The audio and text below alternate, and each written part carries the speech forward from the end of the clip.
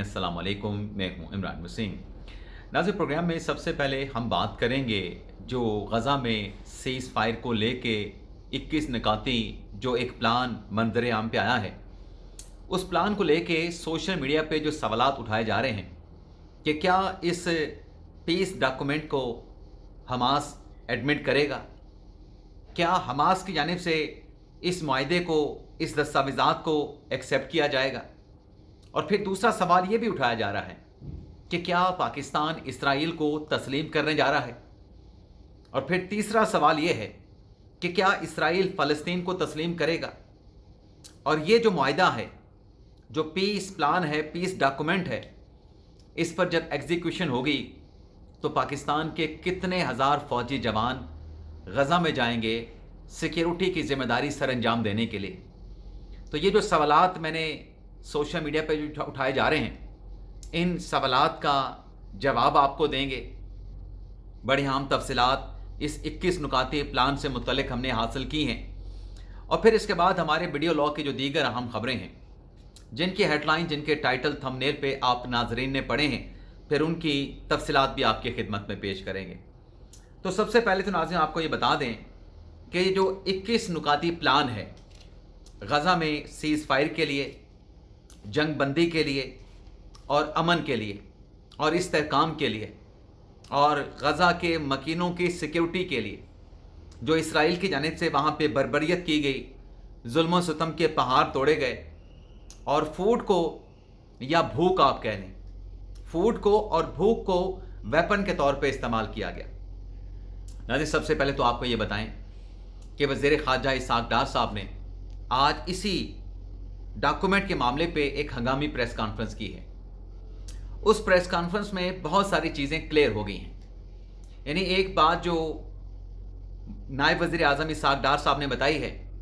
उन्हें कहा कि जो वज़ीर आज़म शहबाज शरीफ का दौरा न्यूयॉर्क UN असम्बली के इजलास में जो शिरकत करना था, उसके दो मकसद थे। एक मकसद तो UN असम्बली के इजलास में शिरकत करना थी, दूसरा मकसद ये था कि जो गज़ा में खून रेजी है इसको बंद करवाया जाए, खून रेजी को रोका जाए और वहाँ पे अमन आए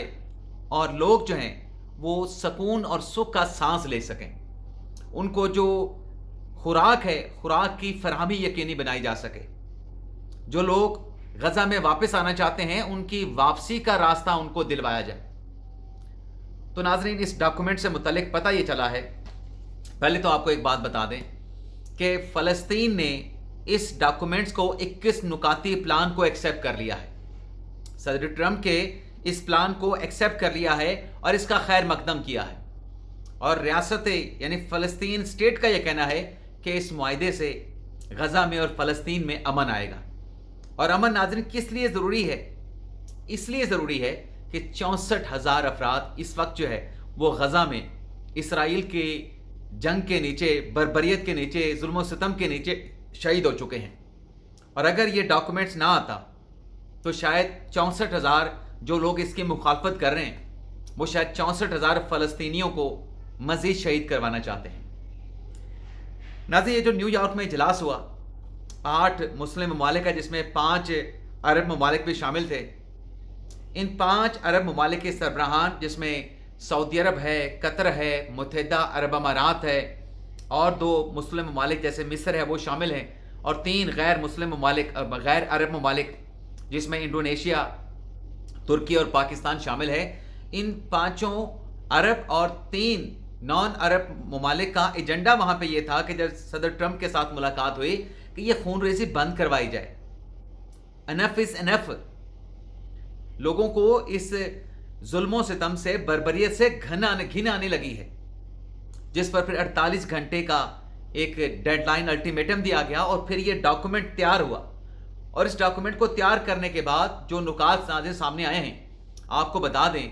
कि वज़ीर ख़ारजा नायब वज़ीर आज़म इसहाक़ डार साहब ने बड़ी क्लैरिटी के साथ कहा है कि पाकिस्तान का जो दरीना मौक़िफ़ है इसराइल और फ़लस्तीन से मुतल्लिक, यानी इसका 2 रियासती हल होना चाहिए। पाकिस्तान फ़लस्तीन को एडमिट नहीं करेगा, पाकिस्तान फ़लस्तीन को एडमिट नहीं करेगा। यह पाकिस्तान का दरीना मौक़िफ़ है और यही बात आज इसहाक़ डार साहब ने अपनी प्रेस कॉन्फ्रेंस में कर दी है। اور جہاں تک کچھ لوگوں نے کہا کہ صدر ٹرمپ کی طرف سے کہا گیا ہے کہ پاکستان اسرائیل کو تسلیم کرے گا، تو ایسی کوئی بات نہیں ہے، پاکستان اسرائیل کو تسلیم نہیں کرے گا۔ اور جہاں تک بات ہے اسرائیل کی طرف سے فلسطین کو تسلیم کرنے کی، تو یہ بھی ڈاکومنٹ میں نہیں لکھا گیا۔ یہ صرف 21 نکاتی جو ڈاکومنٹس ہے، یہ صرف ایک پیس ڈاکومنٹس ہے،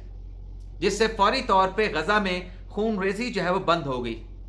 سیز فائر ہوگا، غزہ کے جو لوگ ہیں انہیں سکھ کا سانس ملے گا، اور جو اتھارٹی وہاں پہ بنے گی ناظرین حماس کا، چلیں آپ کو پہلے بتا دیں، مجھے یاد آ گیا، اسحاق ڈار صاحب نے بڑی کلیئرٹی کے ساتھ کہا کہ جو عرب ممالک اس میں شامل تھے اور ہم جو اس ڈاکومنٹ کے سگنیٹری ہیں یا متفق ہیں اس ڈاکومنٹ کے اوپر، حماس کی طرف سے اس معاہدے کو ریجیکٹ نہیں کیا جائے گا، مسترد نہیں کیا جائے گا۔ ایک اتھارٹی بنے گی جو فلسطین کے معاملات کو دیکھے گی، جس میں فلسطین کے جو ایکسپرٹس ہیں، جو ٹیکنوکریٹس ہیں، اس میں ان کو شامل کیا جائے گا، اس میں فلسطین کے ماہرین کو شامل کیا جائے گا، اور جو اس کے اوپر ایک نگران باڈی بنے گی، اس میں ٹونی بلیئر صاحب کا نام آ رہا ہے۔ تو اسحاق ڈار صاحب نے کہا کہ ٹونی بلیئر صاحب اس میں اس اتھارٹی کی سربراہی چونکہ ان کو مل رہی ہے، وہ لے رہے ہیں، لیکن ان کی ذاتی دلچسپی نہیں ہے، ان کی طرف سے جو 8 مسلم ممالک ہیں ان سے بھی کہا گیا ہے کہ اگر آپ آنا چاہتے ہیں میری سیٹ پہ تو آپ بھی بیٹھ سکتے ہیں۔ تو اس سارے ایکارڈ کا مقصد جو ہے وہ خون ریزی ہے، کہ خون ریزی بند ہو۔ 64,000 ہم نے شہید کروائے ہیں، مزید 64,000 فلسطینی شہید نہ کروا بیٹھے، اور اس میں چونکہ اسرائیل کا کوئی اعتبار نہیں، تو اس پہ وزیر خارجہ اسحاق ڈار صاحب نے یہ کہا ہے کہ اس لیے امریکہ کو اس میں شامل کیا گیا ہے معاہدے میں، اور اس معاہدے میں ان مسلم ممالک کو بھی شامل کیا گیا ہے جن کے اسرائیل کے ساتھ تعلقات ہیں، تاکہ اس پیس ڈاکومنٹس پر جو ہے وہ عمل درآمد کروایا جا سکے۔ اور اسحاق ڈار صاحب نے کہا کہ وہاں پہ انڈونیشیا نے جو پیس کیپنگ ہے، یعنی پیس کو جو بحال رکھنا ہے، گراؤنڈ جو فورسز ہیں وہ تو فلسطین کی اپنی ہوں گی، لیکن پیس کے لیے، امن کو قائم رکھنے کے لیے انڈونیشیا نے 20,000 اپنے فوجی جوان دینے کی بات کی ہے۔ اب اس میں سوال آتا ہے کہ پاکستان کے کتنے جوان جائیں گے، جس کا ہم نے تھمب نیل پہ بھی ذکر کیا۔ تو اس پہ اسحاق ڈار صاحب نے کہا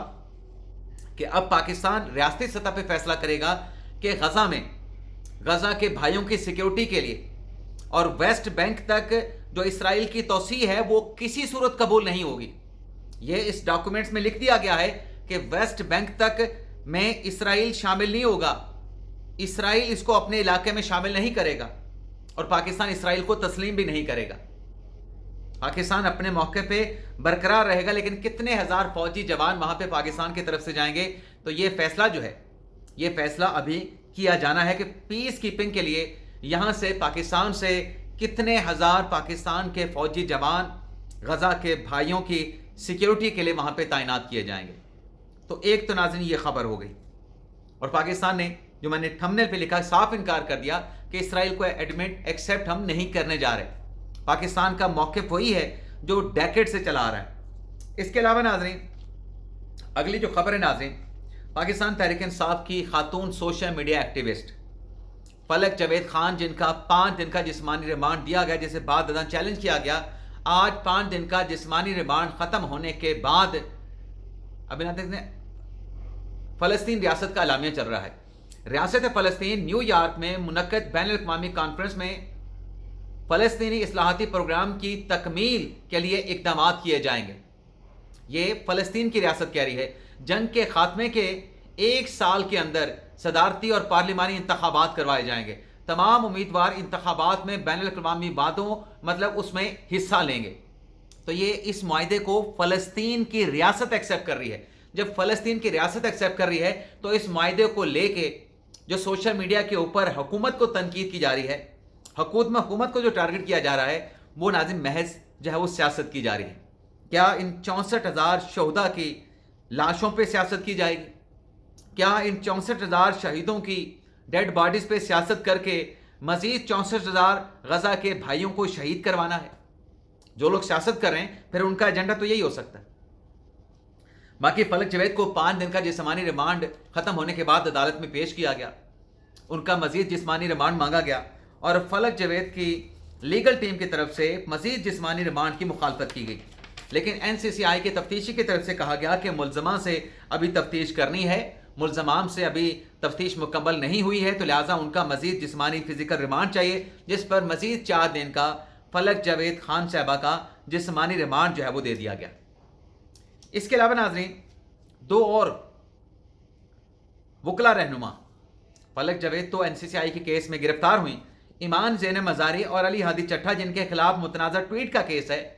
آج جج افضل منجوکا صاحب نے ان پہ فرد جرم لگا دی ہے متنازع ٹویٹ کرنے کے معاملے پہ۔ ملزمان خود پیش نہیں ہوئے، ایمان مزاری اور علی ہادی چٹھا، جج صاحب نے ملزمان کے وکیل سے استفسار کیا کہ وہ کدھر ہیں، جس پر یہ بتایا گیا کہ وہ راولپنڈی گئے ہیں۔ جج صاحب نے کہا، منجوکا صاحب نے کہا کہ آج ان پہ فرد جرم عائد ہونا ہے تو وہ کس کی اجازت لے کے راولپنڈی چلے گئے۔ اس کے بعد جج صاحب نے جو چارج شیٹ تھی انڈائٹمنٹ کی، وہ انڈائٹمنٹ کی چارج شیٹ پڑھی اور دونوں ملزمان کے خلاف گواہان کو 1:30 بجے طلب کر لیا۔ اب 1:30 بجے تک جب عدالتی کارروائی کو ملتوی کیا گیا تو ان کے وکلا کی طرف سے کہا گیا کہ یہ جو چارج شیٹ ہے جس میں ملزمان کو چارج شیٹ کیا گیا ہے، اس کی کاپی ہمیں فراہم کی جائے۔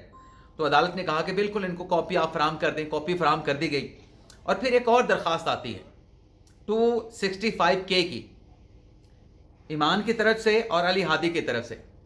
جس میں یہ کہا جاتا ہے کہ وہ بریت کی درخواست دائر کرنا چاہتے ہیں، تو عدالت نے اس 265K کی درخواست کے حوالے سے جو ڈاکومنٹس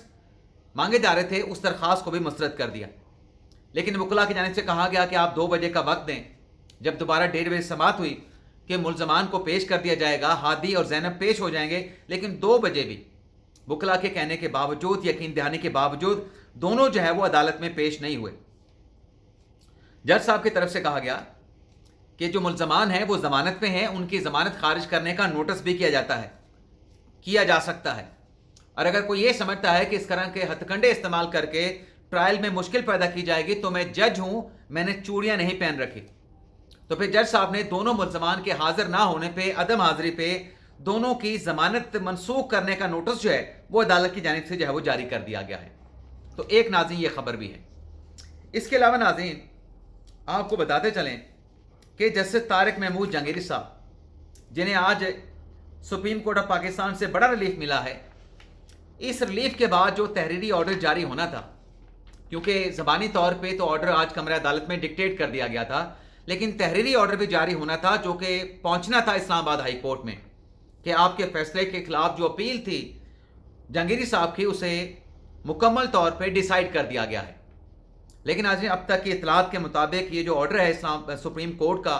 اسلام آباد ہائی کورٹ کے ڈویژن بینچ کا، جس میں جہانگیری صاحب کو کام سے روکا گیا تھا، ابھی تک یہ تحریری فیصلہ، چونکہ جیسے میں نے کہا کہ زبانی طور پہ ڈکٹیٹ کر دیا گیا تھا، لیکن امین الدین خان صاحب نے کہا تھا کہ اس آرڈر کی جو نوک پلک ہے وہ ہم چیمبر میں جا کے اس کی نوک پلک کو جو ہے، یعنی جو تراش خراش ہے، اس کو ہم درست کر کے اس فیصلے کو جاری کر دیں گے۔ ابھی تک ناظرین فیصلہ جاری نہیں ہو سکا، لیکن امکان ہے اور غالب امکان ہے کہ شاید کل تک یہ فیصلہ، رات دیر تک بھی ہو سکتا ہے، لیکن کل تک یہ فیصلہ سپریم کورٹ کی جانب سے جو ہے وہ جاری کر دیا جائے گا۔ اس کے علاوہ ناظرین اگلی خبر یہ ہے کہ جو پاکستان نے بھارت کے خلاف جو جنگ میں کامیابی حاصل کی، خاص طور پہ 10 مئی کو، جس میں پاکستان نے اپنے جدید میزائل الفتح 1 اور الفتح 2 کو بھارت کے خلاف استعمال کیا، لیکن آج پاکستان کی طرف سے ایک اور الفتح میزائل 4 کا تجربہ بھی کر لیا گیا ہے، اور پاکستان کا یہ نئے میزائل کا جو تجربہ تھا ٹیسٹ کرنے کا، یہ بھی ناظرین کامیاب ہوا ہے، اور اس نئے میزائل کی جو رینج ہے الفتح 4 کی، وہ 750 کلومیٹر جو ہے اس کی رینج ہو گئی۔ اجازت چاہتے ہیں ناظرین، اللہ حافظ۔